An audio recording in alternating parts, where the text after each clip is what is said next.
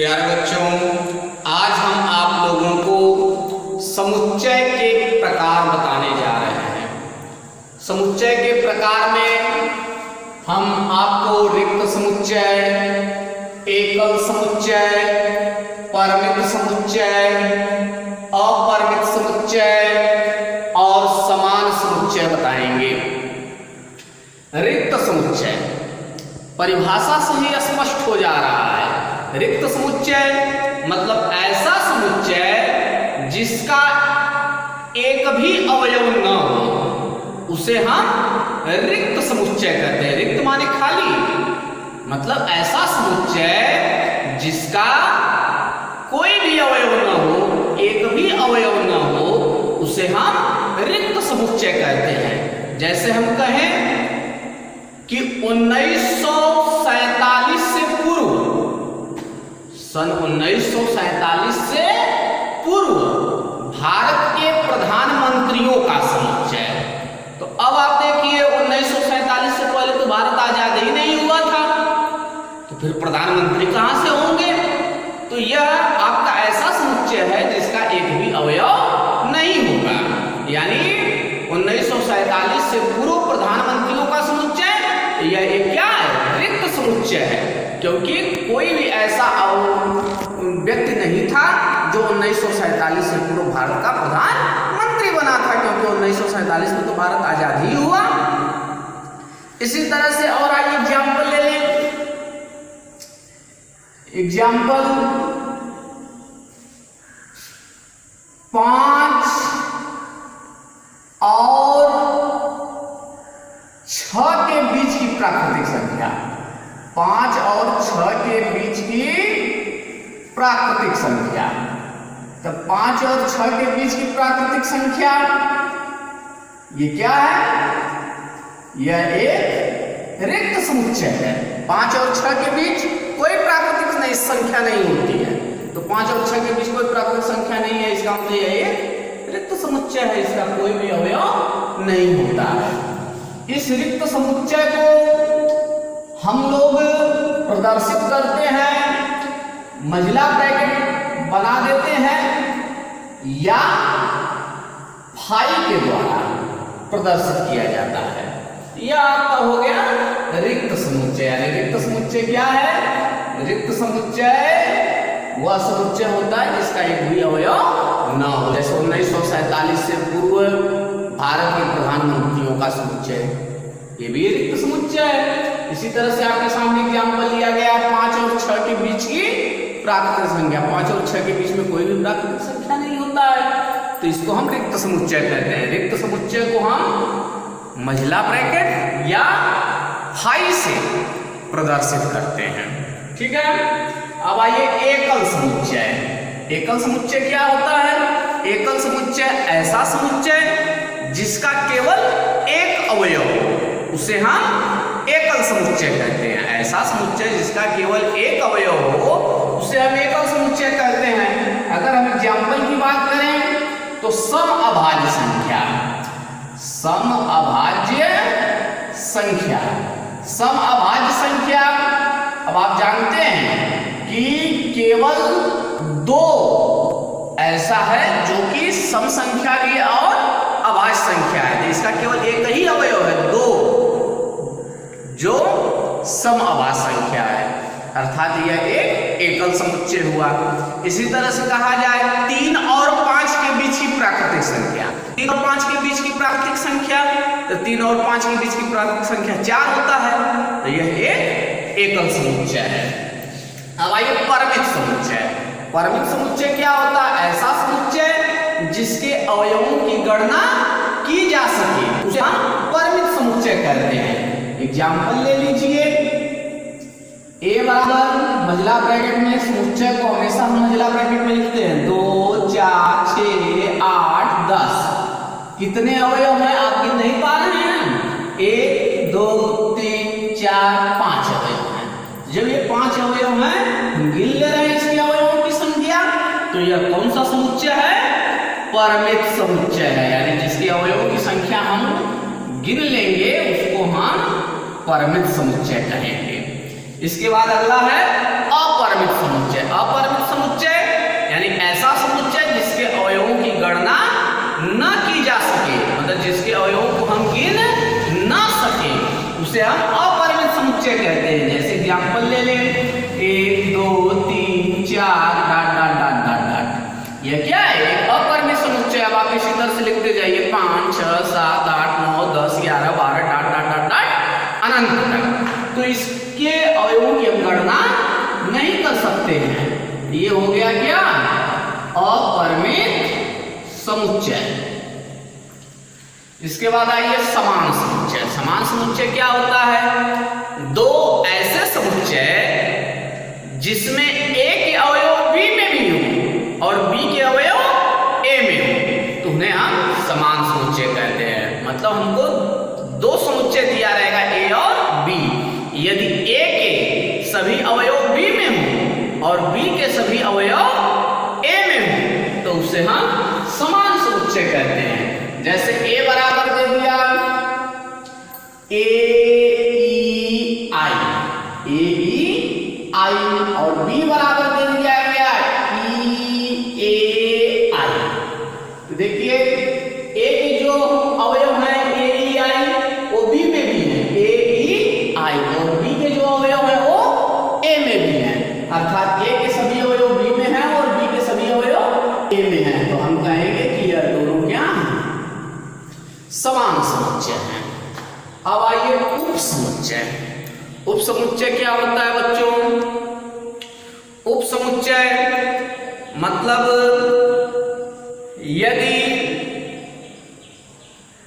कोई समष्टि समुच्चय U दिया, यदि कोई समष्टि समुच्चय U दिया हो, तो इसके अलावा और भी आपके पास ऐसे समुच्चय हो जिनके सब के सब अवयव समष्टि समुच्चय में मौजूद हो, उन्हें हम उप समुच्चय कहते हैं। या उप समुच्चय जैसे आप लोग देखते हैं उप मुख्यमंत्री, तो ये क्या होता है? मुख्यमंत्री से छोटा होता है।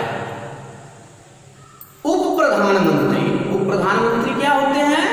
ये मुख्यमंत्री से छोटे होते हैं। उसी तरह से उप समुच्चय, उप समुच्चय क्या है? ये समुच्चय से छोटा होता है।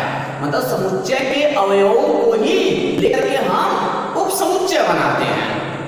यानी अगर एक समुच्चय के सभी अवयव दूसरे समुच्चय में मौजूद हैं, तो उस कंडीशन में पहला वाला समुच्चय दूसरे वाले समुच्चय का उप समुच्चय कहलाएगा। कहने का मतलब है जैसे ए और बी दो समुच्चय दिए हैं, यदि ए के सभी अवयव बी में मौजूद हैं, यानी ए समुच्चय के सभी अवयव बी में मौजूद हैं, तो समुच्चय ए बी का उप समुच्चय कहलाएगा। इसे हम सबसेट, ये आपका उप समुच्चय का चिन्ह है, इस चिन्ह के द्वारा हम इसको प्रदर्शित करते हैं। ठीक है, एग्जाम्पल आइए देखिए। एग्जाम्पल क्या है? ए बराबर 1 2 3 और बी बराबर 1 2 3 5। ए बराबर 1 2 3 और बी बराबर 1 2 3 5। तो क्या है? देखिए ए के सभी अवयव बी में मौजूद है कि नहीं? 1 2 3, यहाँ 1 2 3 5। तो ए के सभी अवयव बी में मौजूद हैं। जब ए के सभी अवयव बी में मौजूद हैं, तो ए इज सबसेट ऑफ बी, अर्थात समुच्चय ए बी का उप समुच्चय होगा। ठीक है, इसी तरह से किसी, ये आपको सूत्र बताने जा रहे हैं, किसी समुच्चय में यन अवयव हो, किसी समुच्चय में स्मॉल यन अवयव हो, तो उसके उप समुच्चयों की संख्या, तो उसके उप समुच्चयों की संख्या बराबर 2 की पावर n, मतलब किसी समुच्चय में n अवयव हो तो उसके उप समुच्चयों की संख्या कितनी होती है? 2 के पावर n होती है। यानी किसी समुच्चय में n अवयव हो तो उसके उप समुच्चयों की संख्या 2 के पावर n होती है। मतलब कोई समुच्चय A दिया है, अगर उसमें 3 अवयव हैं तो उसके उप समुच्चयों की संख्या 2 के पावर 3, यानी 2 दूना 4 दूना 8, यानी उसके उप समुच्चयों की संख्या 8 होगी। इसी तरह से यदि किसी समुच्चय में 4 अवयव हैं तो उसके उप समुच्चयों की संख्या निकालनी है तो 2 के पावर 4, मतलब 2 दूना 4 दूना 8 दूना 16 उसके उप समुच्चय होंगे। तो उप समुच्चयों की संख्या यह निकालने का सूत्र है। अगर हम एग्जांपल ले लें A बराबर 1 2 3, A बराबर 1 2 3। अब हमको पता करना है इसके उप समुच्चयों की संख्या कितनी होगी? उप समुच्चयों की संख्या, तो उप समुच्चयों की संख्या क्या होगा? उप समुच्चयों की संख्या 2 के पावर 3 बराबर 8, यानी इसके उप समुच्चयों की संख्या कितनी होगी? 8 होगी। अगर हम इसके उप समुच्चय लिखें तो हमको इसके कितने उप समुच्चय मिलेंगे?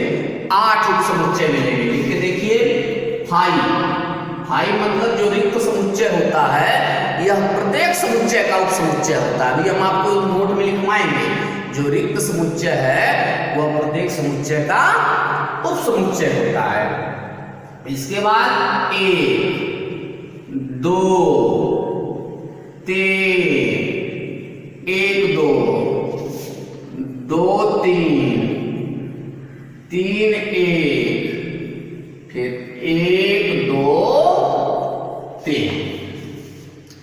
सभी समुच्चय स्वयं का भी उप समुच्चय होता है। मतलब 1 2 3 है, A बराबर 1 2 3, 1 2 3 स्वयं का भी उप समुच्चय होगा। अब आप देख लीजिए कुल 8 उप समुच्चय हुए कि नहीं? 1 2 3 4 5 6 7 8 उप समुच्चय हो गए। ठीक है। अब आइए घात समुच्चय। घात समुच्चय क्या होता है? किसी समुच्चय के उप समुच्चयों के समुच्चय को, किसी समुच्चय के उप समुच्चयों के समुच्चय को घात समुच्चय कहते हैं। अगर कोई समुच्चय A है तो उसके घात समुच्चय को हम P कोष्टक में A के द्वारा प्रदर्शित करते हैं। मतलब जैसे आपके पास एक समुच्चय A बराबर दे दिया A comma B, A comma B, तो अब इसका घात समुच्चय लिखना है। तो घात समुच्चय को हम पावर सेट ऑफ A इसको पढ़ते हैं। समुच्चय A का घात समुच्चय क्या होता है? किसी समुच्चय के उप समुच्चयों के समुच्चय को घात समुच्चय कहते हैं। ये समुच्चय हमारे पास दिया है, इसका हम पहले उप समुच्चय लिखें। उप समुच्चय इसके कितने होंगे? A B और AB, कुल 4 अवयव होंगे क्योंकि A में कुल 2 अवयव हैं, तो इसके उप समुच्चयों की संख्या होगी 2 के पावर 2 यानी 4। तो देखिए इसके 4 उप समुच्चय मिले, phi A B A comma B। तो डिफिनीशन होता है पावर सेट ऑफ A का उप समुच्चयों का समुच्चय। ये उप समुच्चय हो गए, उप समुच्चयों का समुच्चय है। फिर से इनको हम एक महिला ब्रैकेट में रखते हैं। ये हो गया उप समुच्चयों का समुच्चय, इसको हम घात समुच्चय कहेंगे। प्यारे बच्चों, नोट में कुछ पॉइंट्स देखिए। जैसे पहला पॉइंट है कि अगर आपको महिला ब्रैकेट के अंदर फाई दिया है, महिला ब्रैकेट के अंदर फाई दिया है, तो यह एक एकल समुच्चय है, न कि रिक्त समुच्चय है। बहुत जगह बच्चों के अंदर कंफ्यूजन हो जाता है। तो आप जानते हैं कि महिला ब्रैकेट के अंदर कोई कुछ लिखा हुआ है तो वह उसका एक अवयव होता है। यानी यहाँ महिला ब्रैकेट के अंदर फाई लिखा है, इसका मतलब फाई इसका अवयव है। इसका मतलब कि यह एकल समुच्चय है, यह एकल समुच्चय है। इसी तरह से महिला ब्रैकेट के अंदर 0 लिखा है, अगर महिला ब्रैकेट के अंदर 0 लिखा है तो भी 0 इस समुच्चय का एक अवयव है। इस कंडीशन में भी यह एक एकल समुच्चय है, यह एक एकल समुच्चय है, यानी इसका जो 0 है वह एक अवयव है, न कि यह रिक्त समुच्चय है। ठीक है, तीसरा पॉइंट देखिए, सभी समुच्चय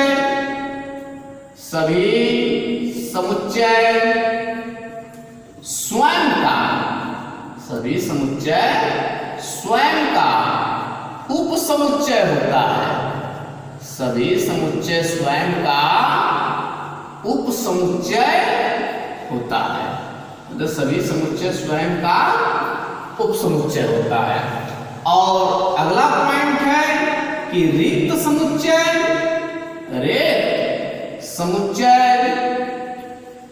सभी समुच्चयों का